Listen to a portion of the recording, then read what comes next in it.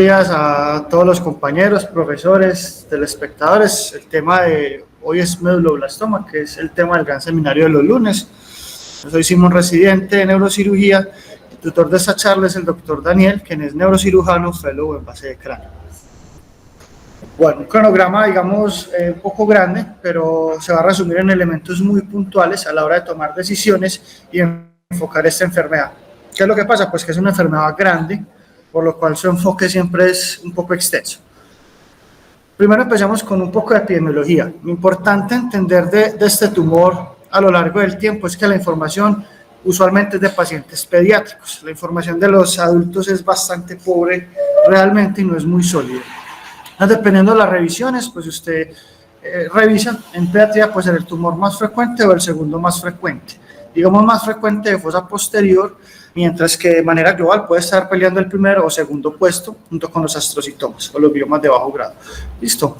De manera global, pues en las revisiones representa un cuarto de todos esos tumores y la mitad de la fosa posterior. Recordemos que esto es en paciente pediátrico.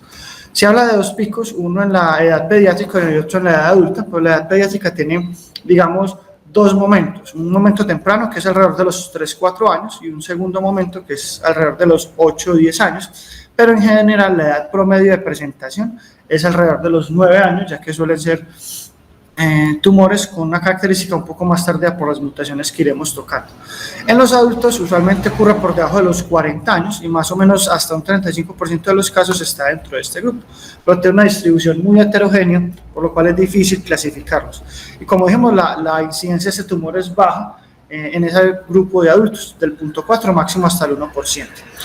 La sobrevida, si bien hablamos de manera global y sobre todo en pacientes pediátricos, es del 75% a 5 años. Esto va a cambiar de manera importante conforme hagamos algunas clasificaciones del tumor. ¿Listo? Bueno, se escribió desde el 25 y todo se maneja como OMS grado 4. Ya vimos que se manejan de una forma un poco diferente. Y esto es porque las clasificaciones histológicas y genéticas han modificado el enfoque de este tumor, por lo cual es un tumor heterogéneo y se debe subclasificar. Básicamente tiene un componente embrionario, lo cual lo ubica entre los tumores embrionarios. Listo, y tiene siempre células malignas. Eso quiere decir que por más bien que nos vaya con ese tumor, siempre tendrá un comportamiento en general agresivo. Y obviamente tiene un antígeno neural que es lo que lo caracteriza. Bueno, muy importante. Como es un tumor que vamos a tratar agresivamente, el 80% de los pacientes va a tener alguna complicación, sea relacionada con la cirugía, con la quimio, con la radioterapia. Cualquiera de esas alteraciones van a estar presentes desde neurológicas y hematológicas hasta condiciones más avanzadas como polineuropatías, endocrinopatías o inclusive alteraciones cognitivas. Entonces es muy importante decírselo a los familiares porque no solo le pegamos duro con el tratamiento, sino que la edad del paciente también será un factor pronóstico con estos casos. Ahora, muy importante, entonces en el 2016, que es tal vez la actualización más reciente que tenemos hasta la fecha, se hablan de dos grupos, el histológicamente definido y genéticamente definido. Digamos que en los conceptos clásicos se preferiría solo hacer la clasificación histológica, pero con el tiempo se ha dicho que deberíamos hacer una correlación entre histología y genética. Ya vamos a entender por qué. Porque a veces se clasifican mal por los tipos de patrones y la clasificación genética nos ayuda a reclasificarlo adecuadamente. ¿Listo? Bueno, entonces, en la parte histológica hay 5 grupos. Está el clásico, que es la presentación tal vez más frecuente, el desmoplásico nodular, la nodularidad extensiva, que simplemente es una variante en niños del desmoplásico nodular, el anaplásico de células largas y el NOS.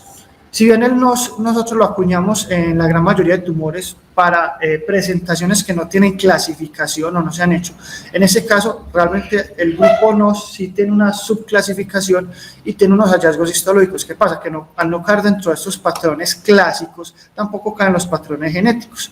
Entonces eso hace que el enfoque NOS, a pesar de que en otros grupos se maneje como entidades diferentes, acá sí hay una clasificación importante de estos tumores. Y los genéticamente definidos, que también lo entenderemos más adelante, tenemos dos grupos en general, el WNT y el SSH activado. Listo, los que no pertenecen a ninguno de estos patrones activados, y el grupo NOS, que el grupo NOS sí es el que no está clasificado genéticamente a comparación de las otras condiciones. Entonces, cuando usted sospecha un meduloblastoma, o sea, localización de fosa posterior principalmente en el cerebelo o su cercanía, listo, pedúnculo, cuarto ventrículo. Casi siempre la localización anatómica se correlaciona con la histología, pero eso obliga por su ubicación a que haya diferentes diagnósticos diferenciales a la hora de ver esta condición. ¿Por qué? Muchos tumores tienen esta morfología similar y por imágenes y localización se pueden parecer. ¿Qué tenemos, digamos, parecido? Listo, los tumores teratoides rhabdoides atípicos, el tumor embrionario de rosetas multicapa, el glioblastoma de células pequeñas, el sarcoma de Ewing y el tumor neuroepitelial de alto grado con la alteración BICOR. Eso es por imagen, listo, porque en general estos tumores se pueden diferenciar fácilmente por inmunohistoquímica y al menos es necesario pedir una buena cantidad de tinciones, 10 a 12. Normalmente eso está en manos del oncólogo, pero es importante saber que cuando usted reseque el tumor, le pida la inmunohistoquímica a ese tumor, usted debe pedirle buena cantidad de inmunohistoquímica y no quedarse a veces como en 3 o 4, que es lo que usualmente se pide de manera estándar. Listo. El diagnóstico molecular se hablaba inicialmente en niños, pero con el tiempo vamos a ver que eso es una correlación bastante importante y deberían hacerse las dos clasificaciones. Entonces, ¿cómo los vamos a diferenciar? Entonces, cuando usted encuentre células rhabdoides o rosetas subependimales, el teratoide rhabdoide típico o el tumor ectodérmico de rosetas multicapa. ¿Listo? Lo otro es, el medulloblastoma suele expresar sinaptofisina y Neu1. Entonces, si usted no encuentra eso, usted sabe que es alguno de estos simuladores, en dado caso que no pudo tener. El teratoide rhabdoide atípico puede expresar actina de músculo liso, GFAP, y esto. El de rosetas multicapa expresa LIN28. El astrocitoma tiene un comportamiento similar, pero la diferencia es que expresa OLIC2 con respecto a los otros patrones. Listo. Y lo restante, que es el de la mutación BICOR y el sarcoma de Ewing, básicamente tienen alguna de estas dos mutaciones, el BICOR o el EWSRU. Esto es muy importante realmente para entender que hay diagnósticos diferenciales y que hay que pedir buena cantidad de tinciones. Ahora sí hablemos de los subtipos. Entonces, primero es la clasificación histológica. Recordemos que aquí son 5, incluyendo el grupo NOS. Entonces está el clásico, este es el 72% de los casos. Básicamente, tienen unos núcleos muy redondos y tamaño pequeño, porque cuando hablemos del de células grandes, que realmente son células largas, se define un tamaño largo o grande cuando estas lesiones o estas características tienen 4 veces el tamaño de un glóbulo rojo. Dentro del resto de cosas, la mitosis no es tan elevada. Tiene las rosetas de Homer Wright, que se ve aquí pues, en la filmina B, que es lo característico que pone, y un hallazgo muy característico es la desmoplasia. Todos los grupos clásicos o todos los grupos, digamos, histológicos pueden presentar desmoplasia. Esto es muy llamativo, es porque hay invasión leptomeningia y se tiene que descargar metástasis. Y realmente lo importante del clásico es que cuando usted lo encuentre y le haga un estudio genético, debe encontrar un patrón WNT. Si usted no encuentra este patrón, dude que es una clasificación clásica o reclasifique el patrón genético. ¿Listo? El desmoplásico nodular o de nodularidad extensa, esos son unos nódulos muy bien diferenciados. Básicamente la presencia es que hay colágeno, pero el colágeno va a estar ausente en el nódulo, que quiere decir toda la lesión va a estar rodeada de colágeno, pero va a carecer en su centro de estructuras de colágeno. ¿Cuál es el problema? Que pueden tener reticulina, cuando uno lee la literatura, pero la reticulina también está presente en los sarcomas, por lo cual algunos sarcomas también, al pertenecer al grupo de los tumores embrionarios, pues es difícil diferenciarlos. Ahora, ¿qué es lo más importante? Este patrón desmoplásico nodular también puede tener ese patrón de invasión leptomeningia, ¿listo? Pero lo más llamativo es la relación con el SSH, ¿listo? Si usted encuentra un desmoplásico nodular, debe o debería tener en su estudio genético un SSH activado, ¿listo? Y muy importante, recordemos que esa nodularidad extensa, que es solo una variante del desmoplásico nodular, se relaciona más que todo con los lactantes, entonces se maneja. A pesar de que se separan en la literatura, digamos que se manejan de manera igual en la parte histológica. El grupo 3 es de células grandes anaplásicas. Básicamente lo que hemos dicho es el tamaño, 4 veces el de un glóbulo rojo. La muestra es muy amplia, ¿no? De la literatura encuentra toda esta descripción, pero lo importante es que hay una mitosis elevada. Si bien en la literatura no se ha definido claro, lo que más llama este concepto es que la mitosis está por encima de 10 campos de amplio poder, que normalmente en la literatura para otros tumores es por encima de 4, como los meningiomas. Es muy importante usted tener este concepto claro de que usted tiene una mitosis muy elevada y usted sospecha de medulloblastoma, células grandes y anaplásicas. Esto antes se manejaba de manera diferente por el pleomorfismo, pero con el tiempo simplemente se vio que los procesos anaplásicos son etapas etapas un poco más avanzadas simplemente las células grandes. Entonces, lo que llamaba la atención en estos escenarios era que era un aplásico grande, pero la histología realmente no cambiaba. Y hay una variante muy importante, que es que usted en este patrón puede encontrar algo de patrón histológico clásico. Entonces se llamaría un aspecto clásico con anaplasia focal grave. Esto realmente no tiene ninguna relevancia en la histología, sino que es para saber que es una variante clásica que es un poco más agresiva. ¿Listo? Entonces eso es un pronóstico de agresividad y a pesar de todo eso, usted le debe clasificar como clásico si encuentra algún foco de lo que habíamos dicho de esas rosetas inicialmente. A pesar de todo esto, este es tal vez de los menos agresivos y que se considera, según la OMS, un grupo 3. Bueno, y las variantes histológicas NOS, que es lo que habíamos dicho, tenemos estos tres grandes grupos, que es el bifásico o el miogénico melanocítico, o los divergentes, el ganglio neuroblastoma y los paucinodulares. ¿Cómo se van a clasificar? Entonces, el primer grupo, que es un grupo grande, básicamente es que haya residuos de músculo o de melanina. ¿Listo? Básicamente eso usted lo va a diferenciar por inmunohistoquímica y antes todo eso se manejaba de manera similar, inclusive tenía otras denominaciones, pero lo importante es saber que usted encuentra algo de estos residuos, no hay diferencia molecular y se enfoca como un NOS. Tienen básicamente dos características, es todas estas mutaciones, principalmente la del cromosoma 17, pero esto no implica generar un cambio. Lo llamativo es que estos tumores no hacen desmoplasia, por lo cual no se consideran medulloblastomas propiamente verdaderos, porque los verdaderos, que los primeros tres grupos, hacen esa invasión leptomeningia. ¿Listo? Y casi siempre lo que hacen es imitar esa clase desmoplásica nodular, pero tampoco es igual, ¿listo? Tienen ese patrón de melanina o de músculo que permite hacer la diferenciación. Entonces, por lo anterior, como al no tener ni mutaciones WNT ni WNSSH, no deben caer en los grupos previamente definidos, lo que estamos diciendo de esa correlación clínica. ¿Listo? Porque la gran mayoría de tumores verdaderos tienen alguna mutación del SSH, porque en general el WNT es una parte de las vías del SSH. Lo que pasa es que es una mutación más puntual y esta es una mutación más grande. Ya lo vamos a entender. Segundo grupo son los ganglioneuroblastomas. Esto es una variante muy similar a la parte supratentorial. Usualmente es de niños un poco más grandes, no tiene importancia en cuanto al pronóstico, se comporta igual a todos los de este grupo. Y el grupo 3 es la paucinodular. Este es tal vez el diagnóstico más difícil, porque sí debe presentar reticulina, y lo más llamativo es que este tiene una doble activación, es un comportamiento usualmente un poco diferente a los otros dos grupos, ¿listo? Pero en general tampoco se puede clasificar de manera estándar. Bueno, entonces siempre recuerda, tumor clásico, invasión leptomeningia, tumor NOS casi siempre no tiene invasión ni leptomeningia ni está activado en ninguno de estos dos parámetros, ¿listo?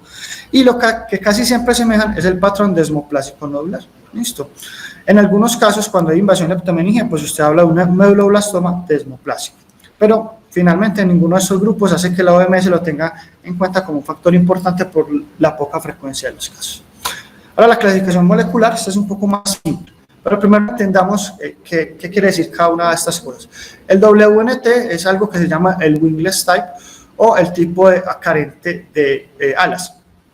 Entonces, escribo la drosófila, básicamente la variable es WN1, pero tenemos hasta 14, 15 variantes, ¿listo?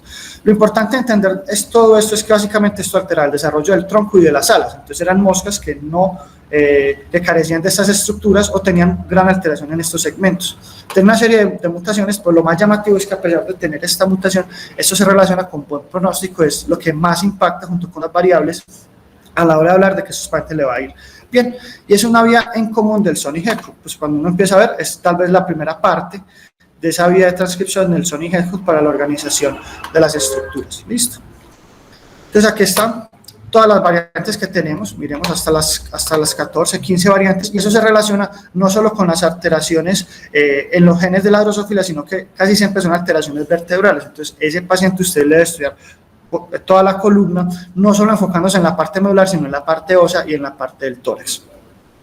El SSH o el Sony-Headhunt ya son 3 proteínas, es una vía un poco más larga y es tal vez la vía más estudiada. ¿Cuál es el problema? Que aparte de esa relación con el tronco y las extremidades de la drosófila, también se relacionó con el desarrollo neural, la determinación de los ejes derecha e izquierda, el desarrollo endocondral y de las extremidades y del intestino. Es decir, este paciente, si usted le encuentra una alteración en esta vía, lo que más posiblemente tenga es una enfermedad genética con una gran cantidad de alteraciones. Por eso en el medulloblastoma usted siempre debe buscar metástasis a distancia más allá del eje craneoespinal. ¿Listo?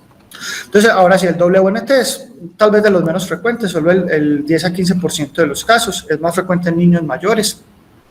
El pico es entre los 10 a 12 años, predomina en mujeres, en adultos también es pocos casos, listo. Y le gusta más la zona hacia el pedúnculo y el tronco encefálico. Una descripción en la literatura es la presencia de protrusión por los forámenes de Luschka, pero pues esto no es característico absoluto. Lo importante es saber que esta variante tiene alto riesgo de sangrado, entonces son tumores que pueden hacer transformaciones hemorrágicas antes de la cirugía, durante la cirugía o un sangrado importante en el lecho quirúrgico después de la intervención. Entonces es un paciente que usted debe vigilar muy bien porque se altera esa barrera. Hay una gran cantidad de mutaciones descritas, pero lo importante es saber que es un WNT independientemente de la mutación y que su relación es con la histología clásica. Nuevamente hacemos énfasis, si usted tiene una histología clásica debe haber un WNT, si no, reclasifique ese tumor porque lo está enfocando mal. Listo. Hay otras amplificaciones, pero realmente esto no tiene impacto en la clínica y simplemente se ha hablado de dos grupos, el alfa, que es el más frecuente, que es el característico de los niños, y el beta, que es el 30%, el menos frecuente y es en adultos. Lo importante es saber que independientemente de las variantes de las mutaciones, esto es un buen pronóstico, principalmente en niños, en adultos todavía por la poca evidencia es bastante indeterminado. El SSH básicamente es el 30% de los casos, puede ser el número 1 en general, incluso incluyendo las variantes WNT, cogerían hasta el 50% de los casos. También tiene una presentación bimodal, pero muy importante, es tal vez el más frecuente de todos los adultos, 60% de los casos, y se prefiere más zonas periféricas o los hemisferios cerebelosos. Listo. Lo más frecuente es ese patrón que dijimos, desmoplasia nodular. No es absoluto, pero digamos que hay una relación bastante fuerte. Entonces, si usted tiene un desmoplásico nodular, más probable es que tenga esto. Si no lo encuentra, nuevamente evalúe la clasificación de su tumor. Las otras variantes está la clásica, entonces no siempre es absoluto, pero lo clásico más frecuente es WNT, o la anaplasia de células largas. Listo. Lo que sí impacta en este grupo es la mutación del TP53. Listo. Hay muchas vías mutadas, pero lo que establece el pronóstico, el estándar de oro para usted decir ese paciente le va a ir mal o le va a ir bien, es el TP53. ¿Qué TP53 tenemos? El salvaje y el mutado. Listo. El TP53 salvaje es el más frecuente, es el 60% de los casos de adultos, tiene unas series descritas y la histología más frecuente es la desmoplásica nodular, por eso su evidencia en la literatura. El TP mutado es el menos frecuente, tiene todas estas mutaciones y este sí nos ha impactado sobre todo el pronóstico en adultos, en niños es de mal pronóstico. Entonces, ¿cómo impacta el pronóstico? Extremadamente importante. Miren, un SSH con un TP salvaje, la sobrevida a 5 años es bastante buena, 76%, pero cuando está mutado el TP53, esto cae hasta un 41%. También otras clasificaciones, esto no tiene ningún interés clínico, simplemente es las variantes que se han encontrado en niños, predomina la alfa, en infantes la beta y la gamma. Esto sí es importante tratar de subclasificarla porque el beta sí le va muy mal con respecto a la gamma, y la delta, que es la variante principalmente de los adultos. Ahora, el grupo WNT no SSH es el grupo que no tiene ninguna de las dos mutaciones activadas previamente. Se subdividen el G3, que es tal vez el caso atípico, y el G4, que es el típico. También eso predomina en adultos, es el 25% de los tumores, y tiene una mutación muy puntual que es del cromosoma 6, esto es lo que hemos dicho. Hay otras mutaciones, pero esto no tiene ninguna relevancia clínica con respecto a la literatura. Lo llamativo de ese tumor es que casi siempre está ubicado en el cuarto ventrículo. Ahora, el G3 es más frecuente en la edad pediátrica, si bien es solo el 20% del grupo, tal vez de manera global es el que lo representa, siendo hasta el 45% de los casos. Y el G4 es más de los adultos, predomina ligeramente en hombres con una relación 3:1, y es muy importante porque esta variante es agresiva y es la que hace más metástasis a distancia. Entonces, siempre que usted lo encuentre, es prácticamente obligatorio estudiar enfermedades a distancia. ¿Listo? Bueno. Entonces, saber que los pacientes les va a ir muy mal, la sobrevida es muy mala a 5 años. ¿Listo?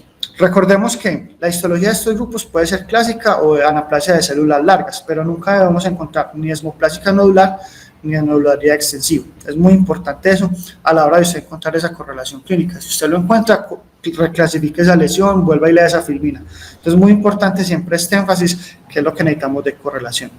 Estudiar otras alteraciones pues, genéticas del GFI y otras variantes que tampoco es muy relevante. El G4 tiene otras vías de amplificación, listo, pero lo importante es que por más que se haya tratado de subdividir y leamos en la literatura, ninguna de estas variantes tiene impacto diferente en la sobrevida, simplemente es la mutación G4 que uno la caracteriza y toma la decisión, listo. Entonces, Hablando de la sobrevida, entonces, ¿qué es lo que necesitamos entender? Miren, una variante en adultos, cuando tenemos un WNT mutado, la sobrevida es al 100% a 5 años, les va muy bien. Cuando tenemos un SSH de tipo salvaje, 76%. El resto de escenarios, más de la mitad de los pacientes o cerca de la mitad va a fallecer en este tiempo. Y eso es muy importante explicárselo al paciente. En niños es bastante similar, tiene un poco mejor de evidencia, pero miramos WNT a 5 años, más del 90% sobrevive. Lo mismo, grupo 4 no metastásico, más del 90%. O SSH no metastásico y de tipo salvaje, las va a ir muy bien. El resto de escenarios bastante mal, por debajo del 50%, tal vez el que no le va tan mal es al tipo salvaje, pero metastásico, pero el resto de escenarios les va a ir bastante mal, y eso usualmente el paciente ya va a llegar con enfermedad avanzada. Entonces siempre es importante que usted tenga esta información a la mano para decirle al familiar qué tan bien o qué tan mal le va a ir. Hay muchas técnicas de clasificación en la literatura, pero la forma más simple es aplicar 3 tinciones, JAP1, GAB1 y BCAT. Reacción, color naranjado, color amarillento; no reacción, color azuloso. WNT reacciona al JAP1 y al BCAT. El SSH reacciona a las 3 y el no WNT no SSH no reacciona a ninguno. La forma más simple de clasificarlo. Y acá muestran, por ejemplo, un patrón de un WNT positivo en 2 patrones diferentes, que si bien la histología se ve muy similar, aquí tenemos un patrón nodular, en cambio aquí un patrón más difuso, miremos que ambos terminarían siendo, por patrón histológico, SSH positivo los dos. Entonces, la histología nos da y tiene un patrón molecular diferente. Eso pues es a la mano, eso hay que tratarlo de entender, que es clasificar el riesgo. Esto es muy grande, pero simplemente es una tabla que debemos conservar y tratar de hablar con los pacientes para clasificar el riesgo. Listo, pero eso no es tan importante. Bueno, en cuanto a las imágenes, es muy importante hablar de la resonancia. La resonancia tiene un protocolo que se llama un protocolo de estudio para evaluar el grosor de los cortes. Esto va a tener una relevancia a la hora de hablar de cirugía. El protocolo tiene un FLAIR, un T2 ponderado, una difusión y un T1 con estos parámetros. Listo. Se usa antes de la cirugía y después de la cirugía, porque eso es lo que nos va a hablar qué tratamiento le debemos hacer a ese paciente adicional. Listo. ¿Qué usualmente vamos a encontrar en la resonancia? Son lesiones intraxiales. Los llamativos que para su tamaño tienen poco edema evidente. Listo. En el T1 se van a ver hipointensas, en el T2 son heterogéneas, pueden ser hiper o hipointensas. Tiene un contraste, un realce al contraste moderado, también heterogéneo, que puede tener algunas zonas de vacío, tiene restricción a la difusión y pues digamos que para niños es más frecuente encontrarlos hacia la línea media del vértice, en adultos un poco más hemisféricos, pero recordemos que eso depende más de la variante histológica y de la variante molecular. Ahora, hay una serie de criterios que utiliza la escuela de Rapno, que es para hablar de las respuestas. Hay respuesta completa, hay respuesta parcial o progresión. La respuesta completa es simplemente que usted operó al paciente y en 4 semanas no ve ninguna especie de residuo. Listo, ni ahí ni a distancia. Listo. La respuesta parcial es que usted disminuyó el 50% de la lesión que operó o de todas las lesiones y tuvo que intervenir varias lesiones. Listo, y esto persiste luego de 4 semanas. La progresión es cuando aumenta el 25% más esa lesión, o en algunos casos que usted encuentre diseminación leptomeningia, es decir, que encuentre nuevas lesiones en meninges o a nivel espinal. Muy importante. Cuando usted no cumple los 3 criterios anteriores, eso se llama enfermedad estable. Muy importante, entonces. Para usted hablar de residuos, la resonancia se hace en las primeras 48 horas de la cirugía con contraste. Si hay sangrado o algo que enmascare el enfoque, usted la puede repetir en 2 a 3 semanas. Y muy importante, es un punto de una práctica clínica, estúdiele toda la columna a ese paciente, no se quede corto a la hora de enfocar eso. Bueno, en columna también hay un protocolo estándar, esto deberíamos tratar de establecerlo, es para ver esas lesiones pequeñas de la dura madre o que a veces no se ven en los cortes estándar de la resonancia, porque si no, pueden ser pasados por alto. Inclusive hablan de un mielograma ponderado en un T2. Lo importante siempre serán en estos elementos los cortes finos, que algunos lo definen dependiendo de la secuencia en menos de 3 milímetros o menos de 4.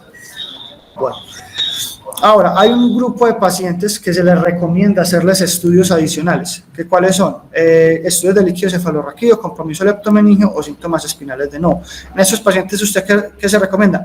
Inclúyale columna. Usualmente en la recomendación actual es estudiar de una vez todo el eje.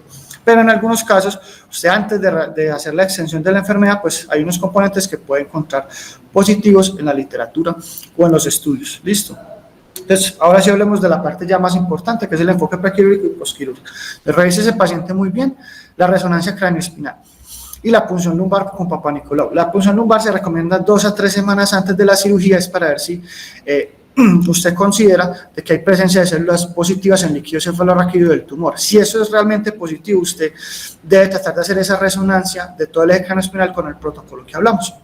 Siempre busca lesiones por fuera de cráneo y de columna, tracto abdominal, y interconsulta oncología. Oncología debe empezar tratamientos muy tempranos en estos pacientes. Lo otro defina si ese paciente hay que operarlo, porque estos pacientes tienen alto riesgo de hidrocefalia, entonces le pone una derivación externa, le pone una DBP, y obviamente el poco edema que hacen estos pacientes, usted se lo maneja con dexametasona mientras llega a la intervención. Ya para la cirugía, entonces muy importante, sepa que usted por mejor que opere ese paciente, por bien que lo haga, el 30-40 de los pacientes de los casos, el paciente va a desarrollar hidrocefalia. Entonces usted le puede hacer una EVP o una derivación externa. Cualquier punto esté indicado, listo, pues los más recomendados son Kocher o Frazier. Y muy importante esta meta, esto es lo que abre el riesgo a largo plazo. Si usted no va a hacer una reducción que esté por debajo de un volumen de 1.5 centímetros cuadrados o cúbicos, dependiendo de donde lo lea, no opere ese paciente, le va a ir peor, hace mayor riesgo de metástasis, de diseminación. ¿Listo? Entonces lo más importante es, si usted no va a lograr esta meta, solo opere el paciente cuando usted tenga que resolver un efecto de masa. ¿Listo? Lo más frecuente es que los que mejor les vayan los niños por la ubicación anatómica que se facilita su resección. Entonces, para línea media, abordaje suboccipital, lesiones más laterales, retrosigmoidea, o lo puede combinar dependiendo de las características que usted necesite. La neuronavegación, el aspirador ultrasónico y el neuromonitoreo son recomendaciones de expertos. Realmente, a pesar de que en la literatura siempre lo recomiendan estudiarlo, pues ya es decisión del cirujano que va a operar estos pacientes y es decisión pues ya muy personal. No recomendado, eso sí, el 5-ala no tiene ninguna recomendación, y sepa que este paciente, usted en gran cantidad de los casos se complica, 30%, puede ser cualquiera de estos componentes. Lo más frecuente son los sangrados, debido a ese patrón vascular que tienen los tumores, son muy agresivos, pero cualquiera de los otros elementos puede estar presente, sea por complicación de la cirugía o por la complicación del tumor. ¿Listo? Bueno. Y ya en la parte final es, usualmente el paciente, hasta el 37% de los casos va a requerir una derivación permanente. Entonces, por eso usted antes de cirugía puede decir, yo le dejar de una de la ABP por este riesgo. Lo otro es el riesgo de mutismo. Recordamos que esto es cuando se manipula el núcleo del fascicio. La gran mayoría de los casos, afortunadamente, es por edema y usualmente resuelve los siguientes 30 días. Entonces, es un niño que usted ve muy bien, pero cuando lo va a hablar después de la cirugía no responde, no interactúa, pero el niño está alerta. Entonces, es muy llamativo este patrón. ¿Listo? Y lo otro, usted, la cirugía puede tomar muestras, pero lo ideal es siempre esas 2 semanas antes para usted definir el enfoque con la resonancia. La radioterapia, hay 2 tipos descritos en los niños en enfermedad no avanzada. ¿Qué es esto? Que no hay ni metástasis leptomeningia ni diseminación craneoespinal. Eso es una tasa de 54 Grays, y a lo que se le apunta principalmente es a la fosa posterior, a la zona, al lecho tumoral. Mientras que en enfermedad avanzada, que hay o diseminación leptomeningia o metástasis a distancia o ambas, usted hace una carga más de forma principal al eje craneoespinal, mientras que la fosa posterior es una carga mucho menos agresiva. ¿Listo? La quimioterapia tiene varias descripciones, eso ya depende más parte de oncología, pero lo importante es que usted la va a empezar a etapas tempranas después de la radioterapia. ¿Listo? Entonces, usted termina la cirugía, inmediatamente ese paciente debe empezar radioterapia, y cuando termine la radio se continúa con la quimio.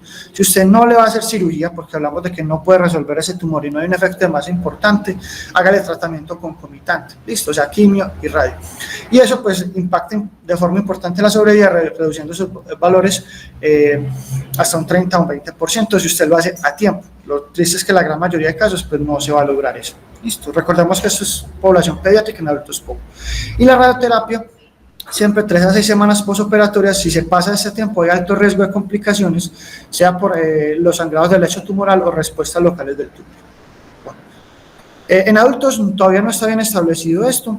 Recordemos de los efectos secundarios, hasta el 80% de los casos los pacientes van a tener algún efecto secundario, sea por radio o por quimio.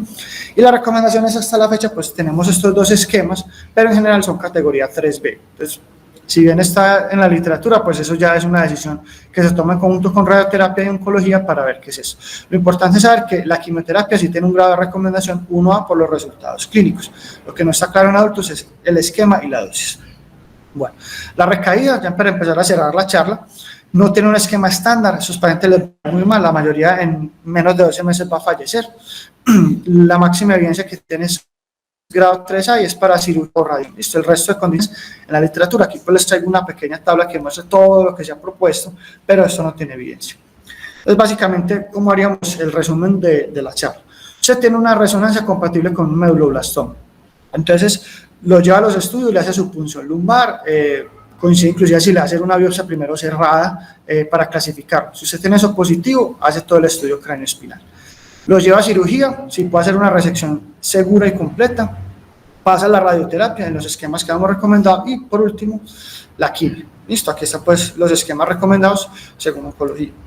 Esos serían los pasos iniciales, pero ¿qué pasa cuando cae? Entonces el paciente está en malas condiciones, manejo paliativo. Si está en buenas condiciones, usted le hace una radiación o le hace cirugía o le hace ambas, o define qué hacer con ese paciente con base con oncología, si usted considera que el paciente no es candidato a estos dos elementos. Entonces ahí quedan como dudas porque esto ya es como una vía libre, pero lo que más tiene evidencia es la irradiación y la cirugía. Listo. El pronóstico en estos pacientes, entonces usted primero debe definir el pronóstico, está por histología o por patrón molecular. Usted ya sabe que estos de entrada tienen buen o mal pronóstico. En general les va a ir mal por lo que hemos descrito en la charla. Y lo otro es establecer, después de que usted operó todo, determinó la edad del paciente y en cuanto si está diseminado o no, hablar de riesgo estándar o riesgo alto. ¿Qué quiere decir? Por más que un paciente tenga riesgo bajo, siempre va a caer en un riesgo estándar porque se considera un tumor agresivo. Entonces, ¿qué es un alto riesgo? Que cumpla uno o los tres. ¿Listo? Uno de los tres o cualquiera, pues, lo que sea. Un ratio por encima de 1.5 centímetros, una enfermedad diseminada o le da por debajo de los 3 años, porque acá no se pueden hacer ciertos tratamientos recomendados como la radioterapia. Y el riesgo estándar que cumpla los 3, que tenga un residuo pequeño, no tenga metástasis y le esté por encima de los 3 años. Si bien esto pues está en la literatura descrito, hay otros factores que no se han incluido, que es por ejemplo las condiciones de base del paciente, el número de metástasis, cómo está neurológicamente, cómo está de extendida su enfermedad de base. Entonces, a pesar de que eso se ha tratado de estandarizar, es difícil con esos otros factores incluir tablas hasta la fecha. Y muy importante, saber pues, según cómo clasifiquemos ese paciente, cómo le va a ir. Listo, recordemos que los más agresivos son grupo 3 y grupo 4, que son tal vez los más frecuentes de manera global y los que más hacen metástasis. Entonces, esos pacientes de entrada siempre van a tener un riesgo usualmente alto, a pesar de todas las clasificaciones que hemos hablado.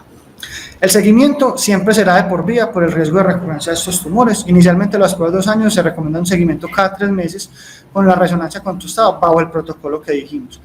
Usted pasa estos 2 años, lo sigue cada 6 a 12 meses hasta que el paciente tenga 10 años de edad. Y de ahí cada 1 a 2 años de manera indefinida. Entonces, ¿qué le vamos a estudiar? Si usted a un paciente le encontró una zona comprometida, pues le sigue eso, sea cráneo, sea columna, ¿listo? Pero si usted ya sabe que el paciente de entrada le tuvo una punción lumbar positiva o le encontró una diseminación craneoespinal, usted le tiene que seguir estudiando todo el eje. En el paciente que ya tiene una sola zona comprometida, pero hace síntomas nuevos, a ese paciente usted nuevamente le hace ese estudio craneoespinal completo. Ya para concluir la charla, entonces recordemos que esto es una condición frecuente en niños, en adultos es escasa con respecto al medulloblastoma. Toda la evidencia está casi siempre extrapolada de población pediátrica, sobre todo en adultos todavía la información es muy pobre. Trata de estadificar muy bien esta enfermedad. Siempre tengan en cuenta que lo ideal es hacer el triple tratamiento, cirugía, radio más quimio, y no se le olvide siempre estudiar la diseminación de esta enfermedad, que es lo que más impacta en el pronóstico. Pero a pesar de todo esto, casi siempre los pacientes tienen un pronóstico malo por esas variantes histológicas agresivas. Y con eso terminamos. Muchas gracias.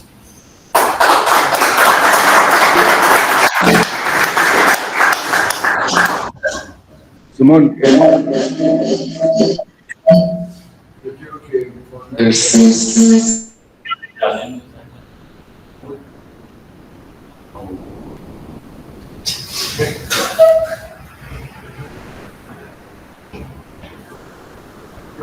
yo quiero.